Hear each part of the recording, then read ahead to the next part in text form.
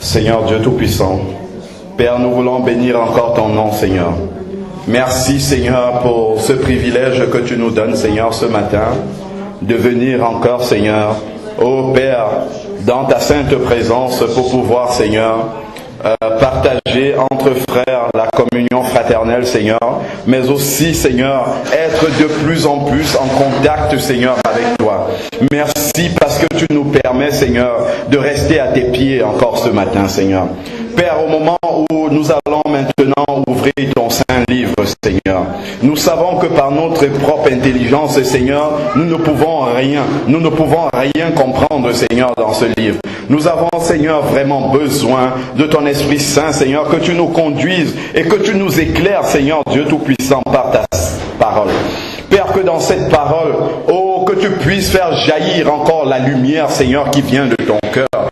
Que notre intelligence spirituelle, Seigneur, soit éclairée, soit renouvelée, soit changée, Seigneur Dieu Tout-Puissant, afin que nous puissions toujours voir les choses comme tu les vois, Seigneur. Que nous puissions toujours te connaître davantage, afin, Seigneur, de pouvoir toujours te glorifier plus, de pouvoir toujours plus, Seigneur, réaliser ton amour, cet amour que tu as manifesté, Seigneur, à la croix pour nous. Merci, Seigneur. Je te remets encore mes frères et sœurs, Seigneur, présents dans ce lieu, Seigneur. Merci de les avoir conduits jusqu'ici, Seigneur. Père, que cette parole qui va être prononcée, Seigneur, que chacun de ceux qui sont assis en face de moi, Seigneur Dieu Tout-Puissant, puisse trouver quelque chose, puisse trouver, Seigneur, une nourriture qui va venir, Seigneur, ô Père, Seigneur, nourrir encore son homme intérieur, afin que la croissance spirituelle soit manifeste dans chacune des filles. Béni soit ton saint nom. Au nom de Jésus-Christ. Amen. Alléluia.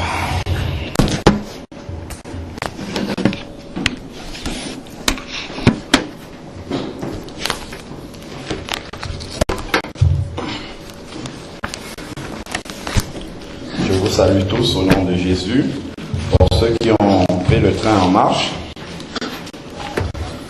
il est bien tard. J'espère qu'on va quand même pouvoir avancer. Bon. Voilà. Alors, maintenant, tout le monde se souvient bien de ce qu'on a vu la dernière fois. À part la sœur Claire, ça tombe bien, elle n'est même pas là.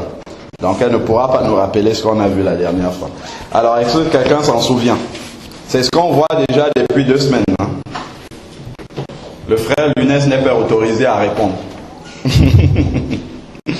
Qu'est-ce qu'on a vu la dernière fois? Qu'est-ce qu'on étudie depuis 2 dimanches déjà? Maman Anastasia, évidemment, n'est pas autorisée à répondre. Alors, qui était là dimanche dernier? À part ce que j'ai cité, à l'étude biblique, qui était là? Toi, tu étais là, tu n'es pas autorisé à répondre. Dolph, qu'est-ce qu'on voit depuis 2 dimanches? C'est sûr qu'il va répondre, hein? Voilà, c'est ça. Donc, on voit ensemble depuis 2 dimanches la mission de toute pierre vivante dans le corps de Christ. Bon, je vais toujours faire un rappel pour ceux qui prennent le train en marche. Donc, on a dit que quand Jésus sauve les gens, il les introduit dans le corps de Christ et que contrairement à une pierre morte qu'on utilise pour construire un mur, le Seigneur, lui, il utilise les pierres vivantes, que nous sommes, nous, les rachetés. Une pierre vivante, comme son nom l'indique, doit vivre. C'est-à-dire que quand on est dans le corps de Christ, on ne doit pas être mort, on ne doit pas être passif.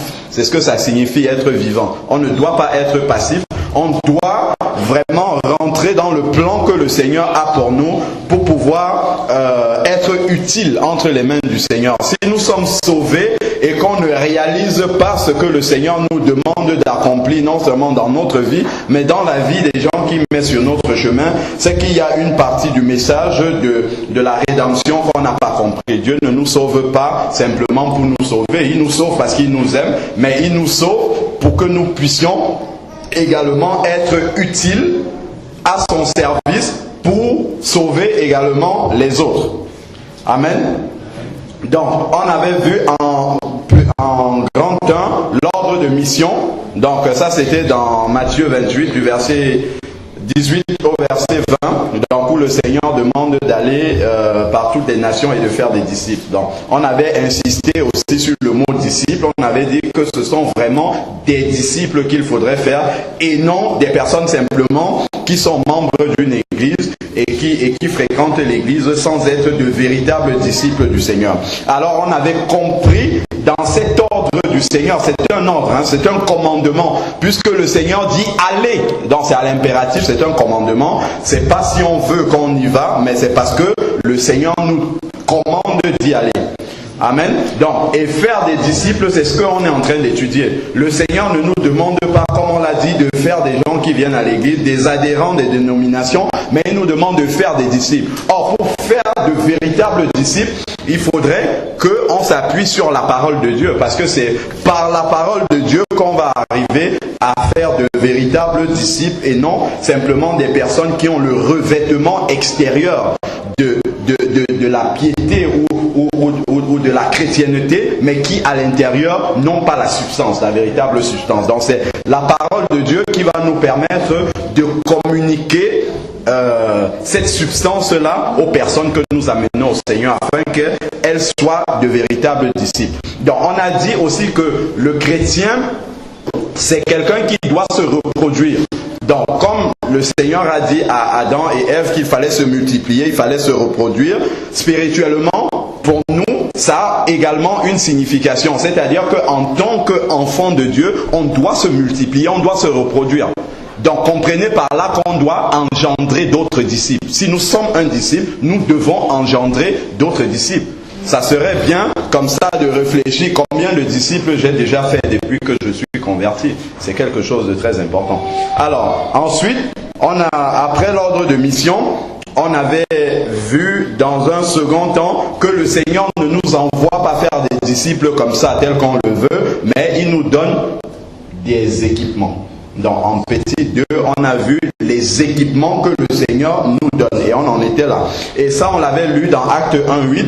On a dit on a lu dans la parole de Dieu que le Seigneur enverrait une puissance, le Saint-Esprit survenant sur ses disciples afin qu'ils puissent apporter le témoignage aux autres. Donc le premier équipement qu'on a vu, on a parlé du baptême dans le Saint-Esprit, on a beaucoup insisté dessus. Plusieurs ont posé des questions, on a donné des exemples de témoignages. Bon, on ne va pas insister davantage dessus. Donc, on a vu le deuxième équipement, à moins que des gens aient des questions, n'hésitez pas à m'arrêter. Le deuxième équipement que le Seigneur met à notre disposition pour que nous allions témoigner aux autres, c'est le témoignage. Voilà, c'est le témoignage personnel dont nous avons impérativement besoin pour aller porter la parole de Dieu aux autres. Donc, on avait défini un témoin comme quelqu'un simplement qui a assisté à un événement et qui va le raconter à d'autres personnes. Donc, quand le Seigneur dit dans Acte 1:8 « Et vous serez mes témoins », c'est-à-dire que nous devons aller dire aux autres ce que le Seigneur a fait pour nous. Et nous avons insisté sur le fait qu'effectivement, un témoin ne peut raconter que ce qu'il a vécu, ce qu'il a vu. On ne peut pas aller raconter ce qu'on n'a pas vu. On serait un faux témoin. Même dans le langage judiciaire, c'est ce qu'on dit. Si quelqu'un vient témoigner d'un événement auquel il n'a pas assisté, de quelque chose qu'il n'a pas vécu, c'est un faux témoin. Donc, il faudrait que si nous allions vers les autres, si nous allons témoigner de la gloire de Dieu à d'autres personnes, il faudrait que nous soyons un vrai témoin, c'est-à-dire que nous ayons réellement vécu quelque chose que nous allons raconter à d'autres personnes. Donc, il faudrait avoir un témoignage personnel. Ça, on l'a dit. Et justement, j'avais proposé, suggéré que si vraiment quelqu'un n'a pas son témoignage personnel dans sa tête, ça serait bien de se mettre devant une feuille blanche et d'essayer d'écrire son témoignage. Et justement, le fait d'écrire son témoignage comme cela, ça va permettre de pouvoir l'apporter à d'autres personnes. Souvenez-vous toujours d'une chose, c'est que le Seigneur va toujours utiliser tout ce qui a jalonné notre vie, tout ce qui a fait notre vie avant que nous ne soyons convertis. Le Seigneur va l'utiliser pour que nous puissions aider d'autres personnes qui passent par le même chemin. C'est pourquoi notre témoignage personnel est hyper important. C'est plus important que vous ne le pensez. Parce que la personne que vous avez devant vous, souvent, vous ne savez pas sa vie, vous ne savez pas le passé de la personne, mais peut-être le Seigneur a mis cette personne-là exprès devant vous pour que vous puissiez lui parler de votre vie, de comment le Seigneur a changé votre vie. Et ça va vraiment parler au cœur de la personne, parce que la personne vit la même chose. La personne va se reconnaître dans votre témoignage personnel. Or, si vous n'avez pas de témoignage personnel, vous n'allez pas aller donner le témoignage de quelqu'un d'autre. C'est important d'avoir des témoignages de beaucoup de personnes, des témoignages forts et tout ça. Ça bouleverse la vie des gens. Mais ce qu'il faudrait savoir, c'est que vous devez commencer par donner votre propre témoignage. Imaginez-vous, vous venez, vous voulez parler du Seigneur à quelqu'un, vous commencez à lui dire, ah oui, tiens, je connais un homme de Dieu, Dieu a fait ça dans sa vie, il y a une sœur dans l'église, Dieu a fait ça dans sa vie, et ainsi de suite. Vous parlez d'autres personnes. Au bout d'un moment, elle va bien vous suivre, cette personne-là. Elle va vous dire, c'est très intéressant, l'évangile, c'est très très bien ce que vous êtes en train de raconter, mais seulement votre évangile ne semble pas marcher à tous les coups. Parce que vous parlez d'autres personnes, mais vous-même. Qu'est-ce que Dieu a fait dans votre propre vie? Si déjà Dieu n'a pas pu changer votre propre vie, je doute fort qu'il change la mienne. Il change peut-être la vie d'autres personnes, mais vous-même, qu'est-ce qu'il a fait pour vous? C'est pour ça qu'en allant témoigner à d'autres personnes, il faut commencer par soi-même. Qu'est-ce que le Seigneur a fait pour moi? Qu'est-ce qu'il a changé dans ma vie?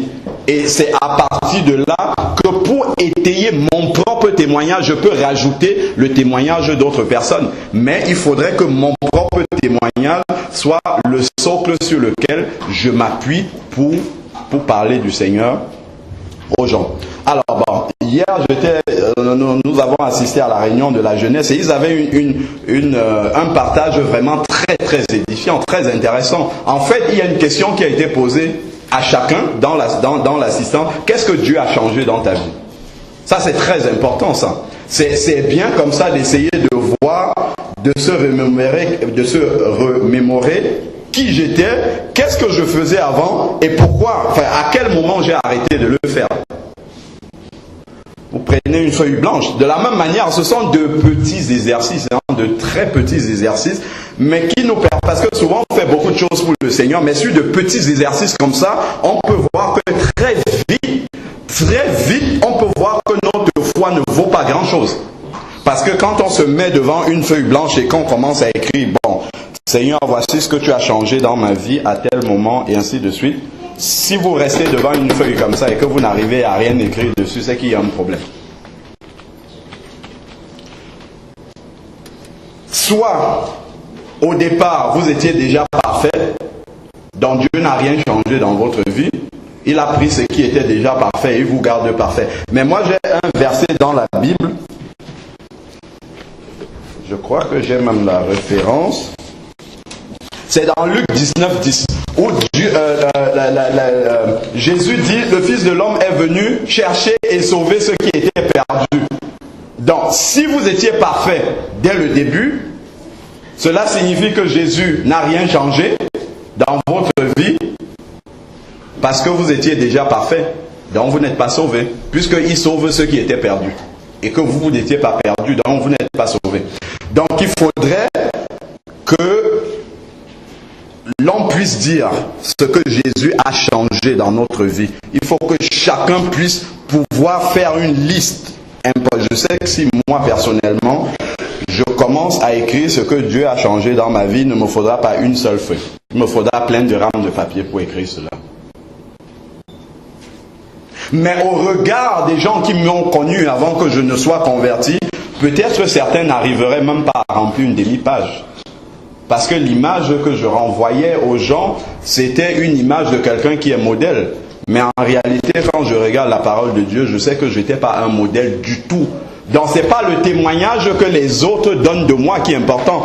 C'est le témoignage personnel au regard de la parole de Dieu. Et si on se met tous devant la parole de Dieu, on se rend compte qu'on a été rebelle envers le Seigneur, qu'on a transgressé la loi du Seigneur à plusieurs reprises. Donc il faut pouvoir le dire, il faut pouvoir le confesser aux gens, voilà ce que Jésus a changé dans ma vie. C'est bien de venir dire à quelqu'un, bon voilà, j'avais tel type de problème, j'avais beaucoup de problèmes d'argent, oui voilà, Jésus il a changé. Ça c'est un bon témoignage, mais il n'est pas suffisamment puissant.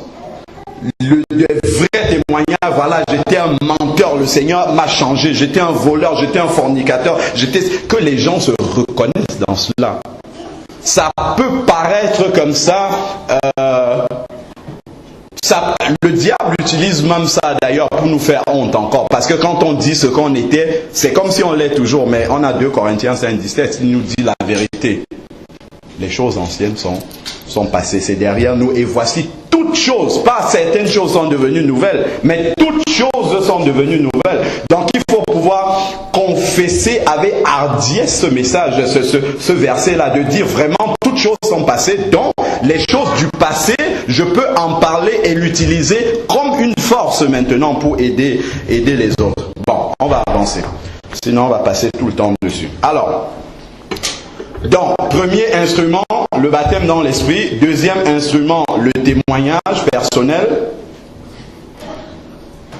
Troisième instrument, avant même de passer au troisième instrument, est-ce que tout le monde connaît son témoignage personnel de sa conversion? Tout le monde le sait. Bon, je vais vous dire une chose. Je sais que dans la salle, il y en a qui ne le connaissent pas. Lorsque vous entendez la parole de Dieu, la chose la plus importante c'est de se demander où est-ce que cette parole-là me concerne personnellement. Est-ce que j'ai déjà rempli l'étape qui est en train d'être énoncée? Puisque là, en fait, en réalité, on parle des étapes de la conversion. Mais là, on a un regard différent par rapport à la conversion. Il ne s'agit pas de votre conversion, mais il s'agit d'amener quelqu'un à la conversion. Donc on se regarde nous par rapport à cela comme si, enfin pas comme si, il faudrait que cela soit déjà accompli dans notre vie et que nous puissions l'apporter à d'autres personnes. Donc en même temps c'est un examen de notre propre vie pour voir si tout ça est accompli dans notre vie, parce que vous ne pouvez donner à quelqu'un que ce que vous avez vous-même reçu. Ce que vous avez déjà dans votre vie, c'est ça que vous pouvez donner. Si vous ne l'avez pas, vous ne pouvez pas le donner. Donc lorsqu'on parle de témoignage comme ça, je sais que je dois apporter la parole de Dieu, enfin je dois témoigner aux personnes. Si je réalise que mon témoignage personnel n'est pas clair, la première des choses en sortant d'ici, après le culte, c'est d'aller écrire mon témoignage personnel. Donc si vous avez suivi ce message dimanche dernier et que votre témoignage n'est toujours pas clair aujourd'hui, ce dimanche, dans l'église, ça veut dire que vous avez un problème avec la parole de Dieu.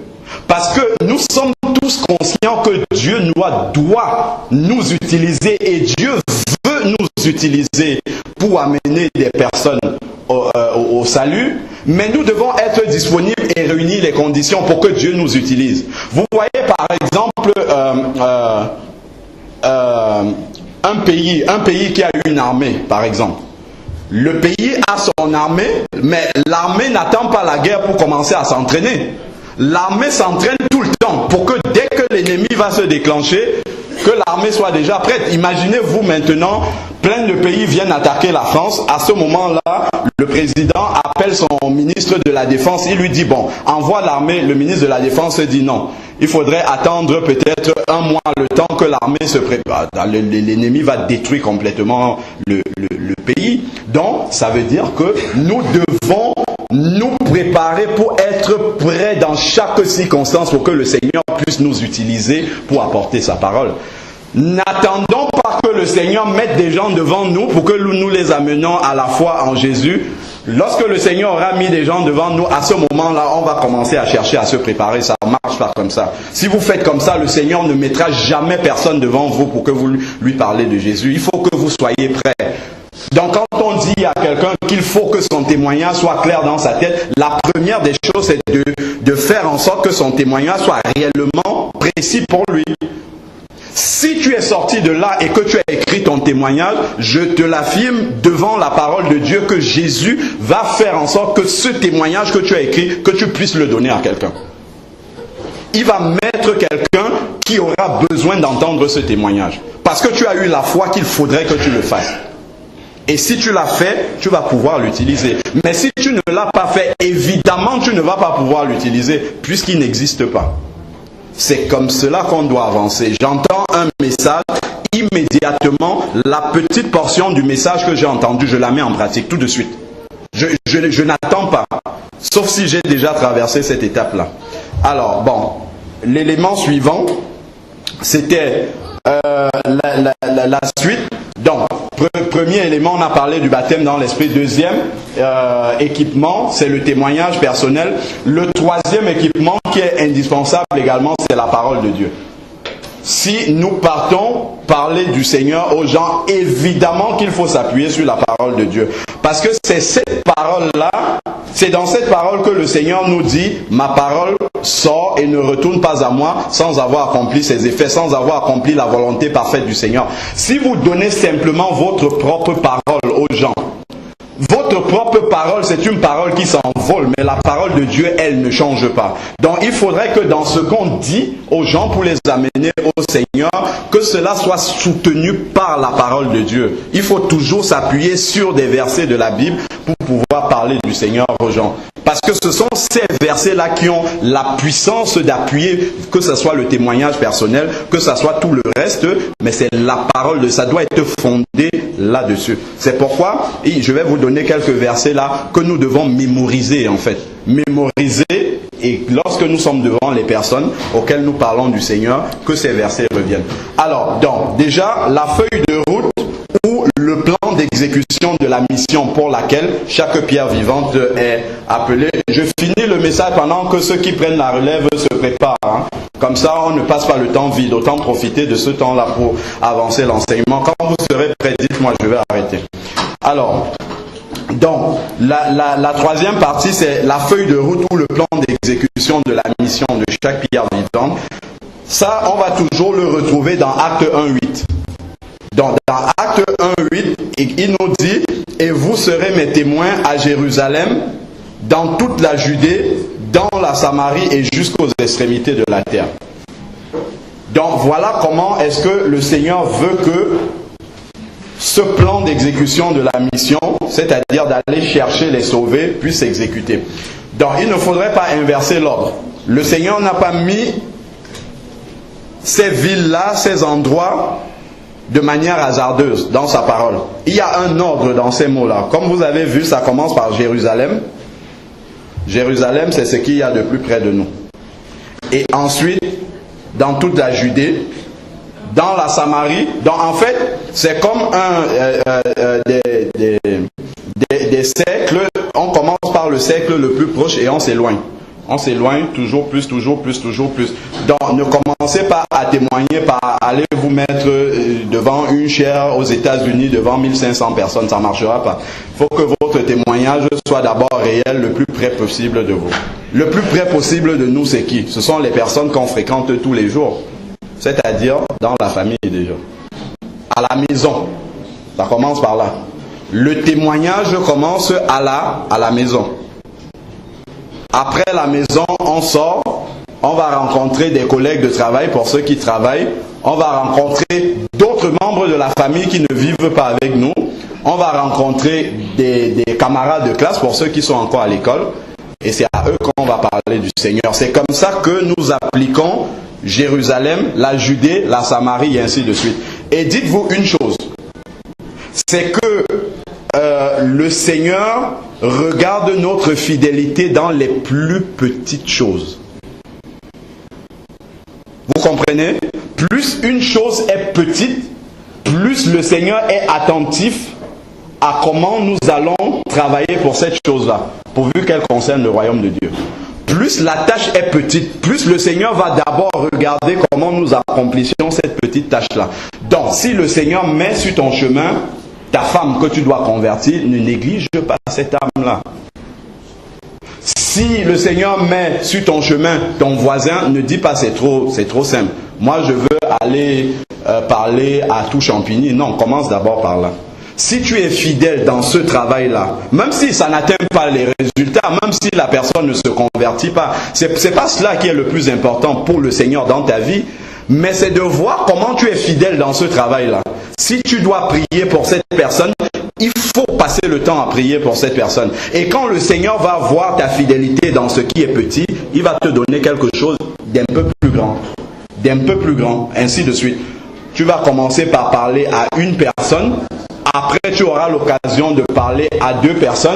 Après, tu auras l'occasion de témoigner à une famille tout entière. Après, tu auras l'occasion de témoigner à l'église. Et ainsi de suite. C'est comme ça que ça grandit. Mais il faut accepter de commencer par ces petites choses-là. C'est ce qu'on peut appeler de petits témoignages, entre guillemets. Ça a de la valeur pour le Seigneur. Parce que c'est au travers de tout ce qui est petit comme ça que le Seigneur nous forme pour les grandes choses qui vont venir. Mais nous, on aime commencer tout de suite par ce qui est grand. Parce que ça impressionne nos yeux. Or, le Seigneur ne travaille pas de cette manière-là. C'est pas comme cela que le Seigneur travaille. Il commence par ce qui est petit pour nous tester, pour voir notre fidélité, et progressivement, on évolue vers ce qui est plus grand. Amen. Alors, donc, il faut commencer par témoigner à ceux qui nous sont proches. Les gens sont prêts ou pas? Pas encore. Bon, on évolue. Alors, ensuite, donc, on a vu comment le plan d'exécution du Seigneur doit se faire. On commence tout près et on évolue. Je vous le dis parce que dimanche prochain, je vais reposer la question. Qu'est-ce qu'on a vu?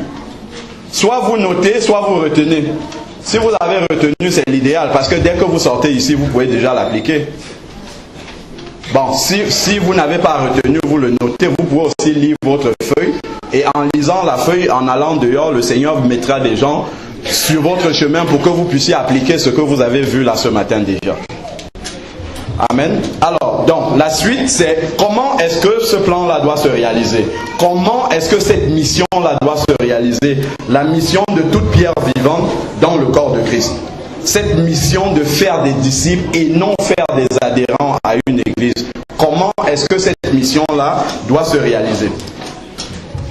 Alors, donc, je vais vous donner un élément d'appui qu'il ne faudra jamais perdre de vue quand nous allons parler du Seigneur aux personnes qui ne sont pas sauvées. Donc, cet élément-là, c'est de savoir, quelle que soit la croyance ou la religion des gens, donc que les gens soient croyants ou qu'ils aient déjà une religion quelconque, ce qu'il ne faudrait pas oublier, ce qu'il ne faudrait pas perdre de vue, ce qui ne doit pas avoir de l'ambiguïté dans notre tête quand nous allons vers les gens, c'est dans Acte 4.12. Est-ce que quelqu'un peut le lire? Acte 4.12. Quelqu'un qui a sa Bible ouverte.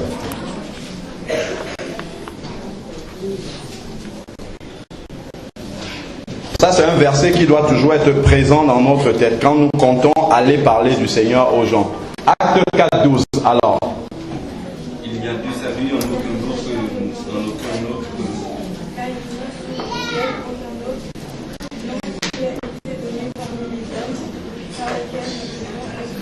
Voilà, amen. Il n'y a de salut en aucun autre nom. Donc, que quelqu'un vienne vous dire qu'il est bouddhiste, qu'il est musulman, qu'il est... S'il n'a pas Jésus, il n'est pas sauvé. Ça doit être précis dans notre tête. Donc, même si on vous taxe de dire que, ah oui, vous pensez qu'il n'y a que les chrétiens qui sont sauvés, nous, la Bible nous dit qu'il n'y a aucun autre nom que celui de Jésus. Donc c'est ce nom-là qu'on doit aller apporter aux gens. Donc c'est ce qui manque aux gens. Il y a beaucoup de religions qui existent dans le monde où les gens sont presque parfaits. Ils ont une vie saine, ils ne commettent pas de péché, ils sont justes, ils font beaucoup de miséricorde autour d'eux, mais ils ne sont quand même pas sauvés. Pourquoi ils ne sont pas sauvés? Ça, il faudrait que chaque enfant de Dieu le sache. Parce que souvent, quand on voit la manière apparemment sainte, entre guillemets, de vivre des gens, on peut dire que ceux-ci marchent comme des enfants de Dieu. Mais en réalité, ils marchent comme des enfants de Dieu, mais ils ne sont pas des enfants de Dieu. Ils ne sont pas sauvés. Pourquoi? Parce qu'ils n'ont pas Jésus. Tout simplement. Et avoir Jésus ne dépend pas du fait qu'on soit saint, qu'on respecte les règles de la République, de la nation, qu'on respecte les adultes, et ainsi de suite. Ça ne dépend pas de cela. S'ils n'ont pas Jésus dans leur vie, c'est ce Jésus-là qu'il faut leur apporter pour qu'ils soient sauvés. Donc ça, il ne faudrait pas l'oublier lorsqu'on va vers les gens. Alors, pour approfondir et corroborer ce que je suis en train de dire, on peut rajouter aussi Jean 14, 6, ça on le sait tous, c'est « Je suis le chemin, la vérité et la vie ». Vous avez vu? Ce sont des pronoms définis. C'est-à-dire que ce n'est pas « je suis une vérité »,« je suis une vie ».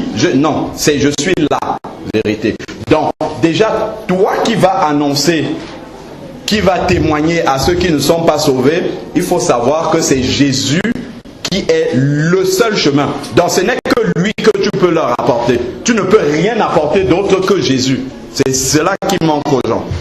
Alors, donc, ce qu'il faudrait savoir, c'est que toutes les religions qui existent, y compris les religions chrétiennes, parce que ça existe, hein, les religions chrétiennes, il faut savoir que ce qui leur manque, c'est un sauveur. C'est cela qui manque. C'est pas que nous on est plus saints, c'est qu'ils n'ont pas de sauveur. Ça, il faut le savoir. Si tu vas voir un musulman, si tu vas voir, excuse-moi ma soeur, je vais juste avancer un peu. Si tu vas voir un bouddhiste, si tu vas voir, et beaucoup de gens dans ces religions-là ont une bonne manière de vivre, une manière même exemplaire. Mais il leur manque une chose. Ils n'ont pas de sauveur. Et comment est-ce que vous pouvez réaliser dans la manière de vivre de ces gens-là qu'ils n'ont pas de sauveur? C'est qu'ils font beaucoup de choses. Beaucoup de bonnes choses pour mériter. Regardez par exemple les témoins de Jéhovah, ils ne font rien de mauvais en allant témoigner la parole de Dieu. Mais seulement, bon, le problème c'est qu'ils témoignent pas de la vérité, mais ils témoignent de l'erreur. C'est ça qui est le problème. Si on leur enlève ce qu'ils ont entre les mains et qu'on leur met le véritable évangile, c'est parfait. Bon, donc, les témoins de Jéhovah, par exemple, quand on réfléchit, moi j'ai déjà réfléchi, mais pourquoi ils ont autant de motivation? Pourquoi on les voit partout, ils font le porte-à-porte, ils sont devant les gares, ainsi de suite? Pourquoi ils ont tant de motivation? Nous, on a lu dans leurs documents, on a pris pour comprendre c'est quoi la théologie des témoins de Jéhovah, comment est-ce que ça fonctionne. Et là-dedans, vous lisez en fait que le nombre d'âmes qu'ils ramènent dans la congrégation, comme ils disent, compte pour le salut. Et on fait un inventaire du nombre de personnes que tu as ramenées dans la congrégation sur un mois, sur 2 mois, sur une année, ainsi de suite. Donc, ils ont, en allant vers des gens, cette motivation-là que leur salut en dépend. Vous voyez? Donc, ils ont besoin de faire quelque chose pour être sauvés. Et inversement, pourquoi les chrétiens restent dans les églises? Parce qu'ils savent qu'ils ont déjà le salut et qu'ils n'ont pas besoin de faire quelque chose. Or, l'être humain a toujours besoin d'avoir comme ça un salaire pour pouvoir aller travailler. Et il ne réalise pas si à la fin du mois, on prend ton chèque, on te le donne et que tu n'as pas bossé du tout. C'est parfait pour toi. Tu vas dire c'est... Mais s'il faut sortir pour aller travailler pour l'avoir, tu vas quand même sortir pour aller le faire. Parce que tu sais que ton salaire dépend du travail que tu auras abattu. Vous voyez la différence entre les deux? Mais c'est comme ça que l'être humain est, en fait. L'être humain a besoin, justement, que d'avoir une motivation suffisante pour aller le faire. Quand on lui donne quelque chose gratuitement, il ne connaît pas la valeur de cette chose. Et c'est ça le problème des chrétiens qui sont sauvés, des chrétiens évangéliques, c'est qu'on a le salut gratuitement.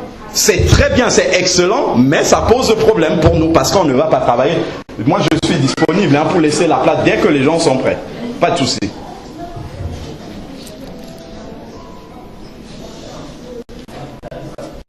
Est-ce que vous êtes prêts? Ceux qui doivent prendre la suite. On avance encore? Bon, d'accord. Ok, donc j'étais en train de dire que le problème des chrétiens, c'est que c'est une grâce. Le Seigneur a pris le salut qui est si difficile et il nous l'a donné pour cadeau. Il dit voilà, tu es sauvé. Ah, qu'est-ce qu'on dit? Je n'ai rien à faire. Les témoins de Jéhovah ou les musulmans, on leur dit, bon, vous venez, mais toute votre vie, il faut que vous travaillez à votre salut. Chaque petit acte que tu vas faire de gentillesse envers un tel, ça compte pour ton salut. Et à la fin, on va tout mettre sur la balance.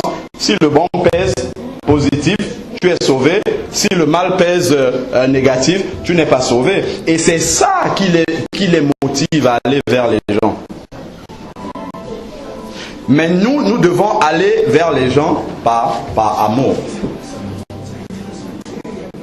Ensuite, nous devons avoir cette certitude dans notre cœur que nous sommes sauvés. Or, les gens de toutes ces religions-là n'ont pas la certitude de leur salut. Ça, ce sont des éléments que nous devons intégrer dans notre tête. Quand nous allons vers les gens qui n'ont pas Jésus, il y a deux éléments que nous ne devons pas oublier. Ils n'ont pas de sauveur et ils n'ont pas l'assurance d'être sauvés. C'est la différence entre eux et nous. Ils n'ont pas de sauveur, donc ils doivent se sauver eux-mêmes, puisqu'ils n'ont pas de sauveur. Ils doivent se sauver eux-mêmes par leurs actes de bienfaisance, de beaucoup de prières. Il faut se lever tous les matins, prier 5 fois par jour, aller à la Mecque si on a de l'argent et ainsi de suite. Ils doivent beaucoup faire pour être sauvés, parce qu'ils n'ont pas de sauveur. Ce sont des éléments d'accroche comme ça que nous devons savoir. Ce sont comme des tendons d'Achille. C'est dessus qu'il faut taper quand vous allez vers ces personnes-là. Il faut arriver à leur montrer que malgré tout ce que tu fais, tu n'as pas l'assurance de ton salut. Tu n'es pas sûr d'être sauvé. Alors que Jésus te donne ce salut-là gratuitement. C'est ça la principale différence. Parce que si vous entrez dans les théologies qui disent que bon, nous on est saints, nous on prie comme ça, vous priez en vous baissant, nous on prie en se levant, vous n'allez pas arriver à convaincre les gens qui sont dans les religions de cette manière-là. La chose la plus grande que nous avons, c'est l'assurance de notre salut. Et ça, on l'avait lu la dernière fois, 1 Jean 5,13. C'est un verset sur lequel vous pouvez vous appuyer pour dire « Je suis sûr à l'instant ». Moi, je l'ai dit comme ça une fois dans le bureau, mes 2 collègues musulmans qui sont là ont été scandalisés par cette parole-là. Je leur ai dit « Je suis sûr que maintenant, si je meurs, je vais au ciel ». Je suis sûr de cela. Il me dit, mais comment tu peux dire ça? Comment tu peux parler comme ça? Dis, j'ai la foi que... Non, je lui dis, je n'ai pas cette foi-là. J'ai l'assurance, je suis certain. Pour moi, c'est une certitude. Vous voyez Hébreux 11. La foi, c'est quoi? C'est l'assurance des choses qu'on ne voit pas encore. C'est la certitude dans ton cœur. Tu sais que là, maintenant, à l'instant, si tu meurs, tu vas au ciel. Dans aucune religion qui existe sur la terre, les gens ne peuvent parler comme ça. Aucune religion, les gens ne peuvent dire ça. J'ai l'assurance que maintenant, à l'instant là, si le souffle de vie s'arrête, je suis avec Jésus dans le ciel. Je suis dans le ciel avec Dieu pour parler comme ça, puisque eux ils parlent de Dieu. Aucune religion ne peut dire ça. Et c'est là qu'il faut comprendre la différence entre nous et les autres. Si on ne connaît pas ces points fondamentaux là, on va commencer à discuter avec eux des choses qui ne font finalement pas de différence entre eux et nous. Voilà pourquoi quand vous discutez avec des gens qui sont dans les religions, quand vous parlez de Dieu, il n'y a pas de problème. Tout le monde se reconnaît dans Dieu. Bon, après, tout dépend de ce qu'on met dans ce Dieu-là. Mais lorsque vous commencez à parler de Jésus, je pense que vous avez tous fait l'expérience. Lorsque vous parlez de Jésus, c'est là où la division commence. C'est Jésus qui est le problème de toutes les religions, même de ceux qui ne sont pas de tout le monde, c'est Jésus. Pourquoi c'est Jésus? Parce que c'est lui qui fait la différence entre nous et les autres. Parce que par rapport à son nom, par rapport à sa parole, par rapport à son sang, nous pouvons dire sans trembler, sans rougir, que nous sommes sauvés. Et les autres ne peuvent pas dire cela. C'est pour ça qu'ils ont besoin de nous enlever ce Jésus-là. Vous voyez par exemple les musulmans. Une fois je parlais avec mes collègues toujours qui sont musulmans du retour de Jésus. Je leur disais si Jésus revient maintenant, nous allons partir. Ils disent nous aussi nous allons partir parce que nous croyons en Jésus. Je lui dis non, il ne suffit pas de croire. Il faut qu'il soit ton sauveur. Mais Jésus n'est pas votre sauveur. Jésus est un prophète. Un prophète ne peut pas amener quelqu'un là-bas. Il faut qu'il soit Dieu lui-même. Et c'est là où la division a commencé dans la conversation. Vous voyez, donc c'est Jésus qui pose le problème. C'est bon? Ah, pas bon. On va continuer. Hein. Alors, donc, je disais 1 Jean 5,13. C'est un verset qui nous donne l'assurance du salut. Donc, en allant parler du salut aux autres, il faut qu'on on ait cette assurance-là d'être sauvés nous-mêmes. Et c'est la parole de Dieu qui nous donne cette assurance-là dans 1 Jean 5,13. Voilà ce que Jean dit. Je vous ai écrit ces choses afin que vous sachiez. Vous voyez, vous devez le savoir. Ça doit être une certitude. Ça doit être une assurance dans notre cœur. Nous ne devons avoir aucune hésitation par rapport à cela. Afin que vous sachiez que vous avez la vie éternelle. Vous voyez, il n'y a pas de condition dans ce verset-là. On ne dit pas si vous faites beaucoup de choses, vous doit... Non, afin que vous sachiez que vous avez la vie éternelle. Donc quand je vais voir quelqu'un, j'ai la certitude déjà moi-même d'être sauvé et je viens lui apporter ce salut-là.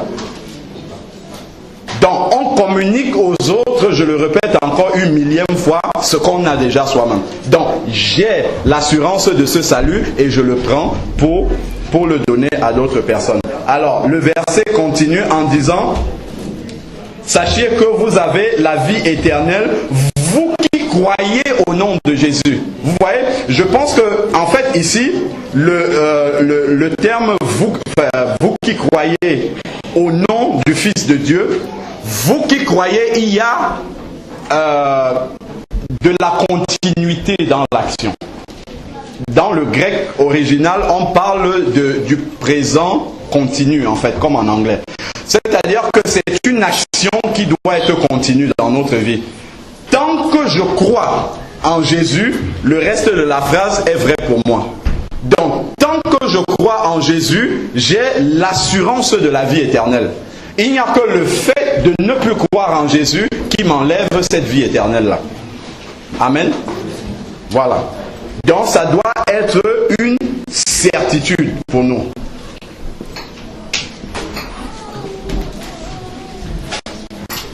Donc ce sont les deux aspects que nous devons absolument retenir quand on va vers les gens